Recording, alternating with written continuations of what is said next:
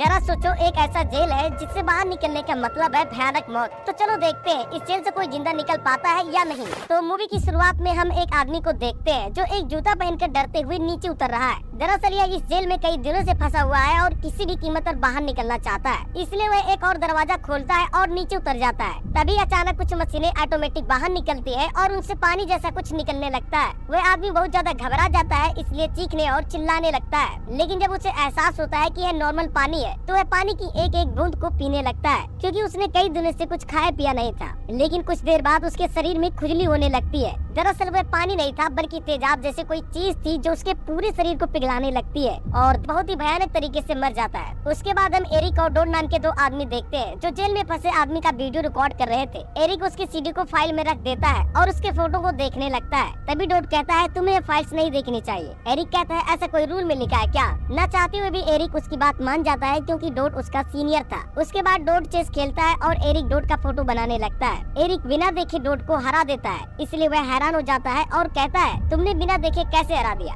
दरअसल एरिक का IQ level बहुत ही ज्यादा है, जिससे वह किसी भी कैलकुलेशन को आसानी से हल कर लेता है। तभी एरिक की नजर चेकलेस की टेबल पर पड़ती है। वह डोड से पूछता है चेकलेस वापस कब आ रहा है? डोड थोड़ी हिचकिचाहट के साथ कहता है शायद इसी हफ्ते आ जाए। उसके बातों से पता चलता है कि वह कुछ छुपा रहा है। कुछ देर बाद एरिक फिर से बुबन के बारे में पूछता है। अब डोड गुस्से में कहता है मुझे सोचने तो बता रहा हूँ, उनके साथ क्या हुआ है ये आपको आगे पता चलेगा। तभी उन्हें लिफ्ट आने की आवाज सुनाई देती है। वे दोनों भागते हुए वहाँ पर जाते हैं। लिफ्ट खोलते ही डोड अंदर जाता है और हम देखते हैं कि उसमें दो कैप्सूल रखे थे, एक हरा रंग का जो एरिक का था और दूसरा लाल रंग का जो डोड का था। दरअसल यह कैप्सूल इनका खाना है और इन्हें यहाँ पर कैप्सूल के माध्यम से खाना दिया जाता है। उसके बाद डोड एक कार्ड उठाता है जिस पर लिखा था अवरीम स्टीपर रूम नंबर 170409 को रिकॉर्ड करना है। इसके बाद एरिक 170409 को जूम करता है जो एक लड़की है जिसका नाम रेंस है। वह एक आर्म मशीन चालू करता है जिससे एक लेजर निकलता है और उसके ब्रेन मेमोरी को स्कैन करता है। फिर वह उसके सपने को रिकॉर्ड करने लगता है, जहाँ पर हम देखते हैं कि रेंस अपनी बेटी के साथ जंगल में घूम रही थी। तभी एक आदमी रेंस की बेटी को उठा लेता है और दूसरा आदमी रेंस को बेहोशी का इंजेक्शन लगा देता है। लेकिन रेंस उसकी पूरी मेमोरी रिकॉर्ड हो जाती है।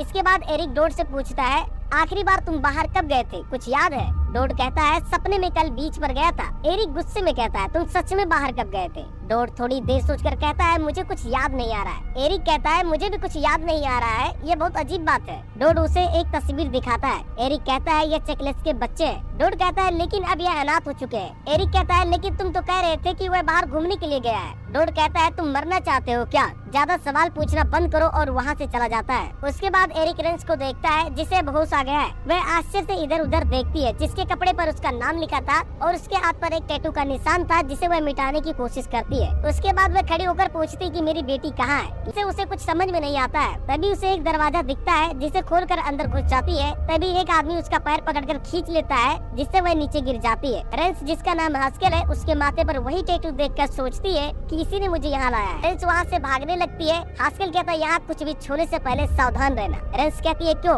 हास्केल कहता है यहाँ पर ट्रैप्स है। रेंस कहती है अब हमें क्या करना चाहिए? हास्केल कहता है हमें एक ही दिशा में आगे बढ़ना होगा और खुद नीचे उतर जाता है। तभी दरवाजा अपने आप बंद हो जाता है और दीवारों से तार निकलने लगते हैं जो उसे चारों तरफ से बांध देते हैं और वह हिल भी नहीं पाता है। रेंस जैसे ही दरवाजा खोलती है बाटों के टुकड़े टुकड़े हो जाते हैं जिससे देखकर वह घबरा जाती है। इधर एरिक रेंस को देखकर कहता है कि यह लड़की जानी पहचानी लगती है। डोड कहता है तुम गलती कर रहे हो, मैंने तुम्हें सबसे पहले क्या सिखाया था? किसी भी चीज में इन्वॉल्व नहीं होना है। एरिक कहता है हाँ मुझे मालूम है, मैं सिर्फ ड्राइंग कर रहा हूँ। कुछ देर बाद एरिक फिर से डोड से कहता है अगर मेरे सवाल का तुम सही जवाब दोगे तो चेस जीतने का 3 तरीका बताऊंगा। डोड कहता है ठीक है, पहले तुम तरीका बताओ। एरिक सबसे पहले 2 सेकंड चेस को देखता है और उसे आसानी से सॉल्व कर देता है। यह देखकर डोड फिर से चौंक जाता है और कहता है एक बार फिर से करके दिखाओ। लेकिन एरिक उससे पूछता है क्या तुम्हें यहाँ से निकलने का तीसरा रास्ता पता है जो यहाँ से सीधा बाहर जाता हो? डोड कहता है यहाँ से निकलने का ऐसा कोई रास्ता नहीं है। एरिक कहता है लेकिन चेकलेस ने कहा था कि यहाँ से निकलने का तीसरा रास्ता है और उसके पास यहाँ से निकलने का प्लान भी था।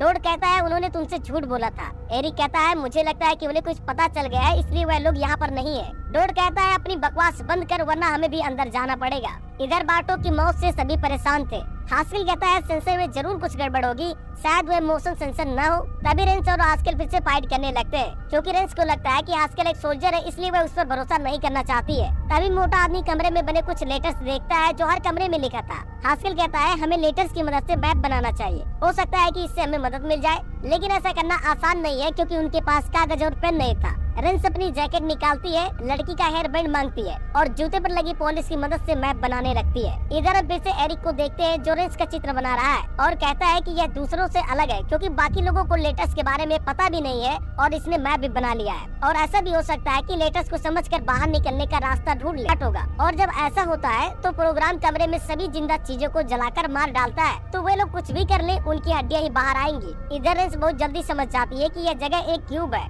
जिसके हर साइड पर 26 रूम है और उन्हें यहाँ से निकलने के लिए सिर्फ 26 रूम को पार करना है, लेकिन यह काम इतना आसान नहीं होने वाला है। तभी मोटा आदमी एक रूम को चेक करने के लिए जूता नीचे फेंकता है, लेकिन वह हवा में ही पत्थर बनकर टूट जाता है। इधर एरिक चुपके से रेंस की फाइल चेक करता है जिसमें पिंक कलर का कंसेंट पेपर नहीं था। एरिक तुरंत ये बात डोड को बताता है, लेकिन डोड कहता है कि कंसेंट फॉर्म तुमसे गायब हो गया है, इसका मतलब ये नहीं है कि वह लोग इसे यहाँ नहीं रख सकते। तभी एरिक पेपर में रेंस की फोटो देखता है और डोड समझ जाता है कि ये लड़की एरिक की गर्लफ्रेंड है। डोड कहता है कि यह लड़की राजनीतिक में है, इसलिए इसका कंसेंट फॉर्म नहीं होगा। एरिक कहता है लेकिन यह तो इलीगल है ना। डोड कहता है कि अभी तुम बच्चे हो, तुम्हें बहुत कुछ सीखना बाकी है। एरिक कहता है हमें कुछ करना होगा। डोड कहता है हम कुछ नहीं कर सकते। एरिक कहता है टाइप करना उनके लिए कितना आसान होगा क्योंकि तुम्हें तो कोई जानता भी नहीं है। एरिक फोन उठाने वाला था तभी उधर से कॉल आता है। एरिक डरते हुए फोन उठा लेता है, लेकिन वह कॉल डोड के लिए था। डोड भी डरते हुए फोन पर बात करता है। वह एरिक को बताता है कि हमें काम मिला है, एग्जिट पर कोई आया है। एरिक कहता है तो हम क्या करें? डोड कहता है एग्जिट प्रोसीजर करना होगा। वह कहता है इसके बारे में मुझे नहीं पता है, यह तुम्हारा और ओबन का काम था।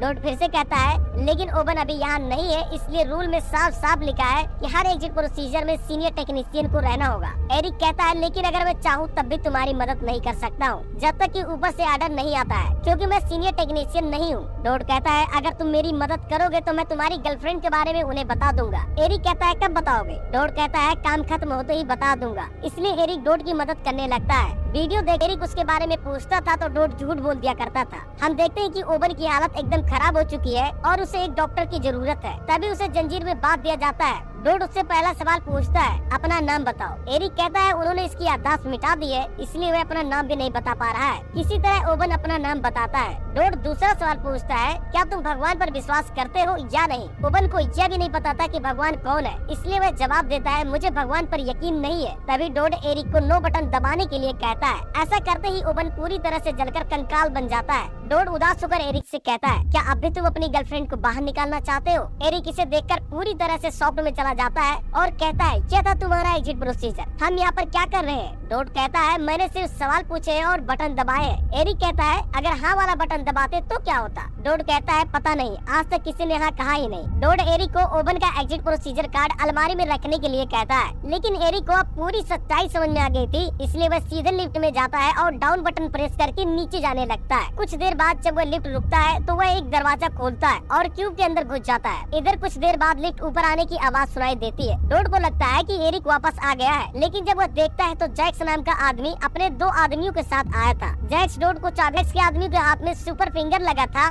जिसकी मदद से वह एरिक को ढूंढने लगते हैं। डोड यह सब देखकर बहुत डर रहा था, इसलिए वह जैक्स से कहता है मुझे भी कुछ काम करना है। जैक्स उसे एक कार्ड देता है और रेंस ग्रुप को ढूंढने के लिए कहता है। इधर हम रेंस के ग्रुप में एक लड़की को देखते हैं जो रूम में जूते फेंकती है और सेफ रूम समझकर नीचे उतर जाती है, लेकिन दरवाजा अपने आप बंद हो जाता है। रेंस दरवाजा खोलकर देखती है तो वह जा चुकी थी और जब क्यूब रुकता है तो वह डरते हुए आगे बढ़ती है। तभी उसके पैरों में सुई घुस जाती है जो उसके अंदर एक वायरस छोड़ देती है और वह बेहोश हो जाती है। इधर एरिक एक मैप बनाता है और रेंस का कमरा ढूंढने के लिए कैलकुलेशन करता है और उसे समझ में आ जाता है कि वह किस कमरे में है। इधर रेंस का ग्रुप उस लड़की को ढूंढते हुए उसी कमरे में पहुंच जाता है जहां लड़की बेहोश पड़ी थी। तभी मोटा आदमी उसे जगाता है। लड़की का चेहरा पूरा जल चुका था क्योंकि उसके अंदर पूरी तरह से वायरस फैल चुका था। वह लड़की मोटे आदमी को खरोच लेती है जिससे उसके अंदर भी वायरस फैल जाता है और उसका चेहरा भी जलने लगता है। हास्केल मोटे आदमी से कहता है हम एक शर्त पर तुम्हें अपने साथ रखेंगे, अब से तुम ही सबसे पहले हर रूम को आगे चलकर चेक करोगे। वह उन सब की बात मान जाता है और एक रूम को चेक करने के लिए खोलता है। तभी हास्केल उसे पीछे से धकेल देता है। अंदर जाते ही दरवाजा बंद हो जाता है और कुछ मशीनें दीवार से बाहर निकलती है जिससे बहुत तेजी से आवाज निकलती है और मोटा आदमी ब्लास्ट हो जाता है। जब रेंस देखती है कि वह आदमी मर चुका है, वह हास्केल को आवाज सुनते ही रेंस कहती कहती है वो लोग हमारे सपने को देखते हैं और एरिक का गला दबाने लगती है। लेकिन एरिक कहता है मैं यहाँ तुम्हारी मदद के लिए आया हूँ। एरिक रेंस को बताता है कि तुम्हें क्यूब के बारे में गलत फहमी है, यहाँ पर सिर्फ 25 कमरे हैं और सिर्फ 2 कमरे डाल सके।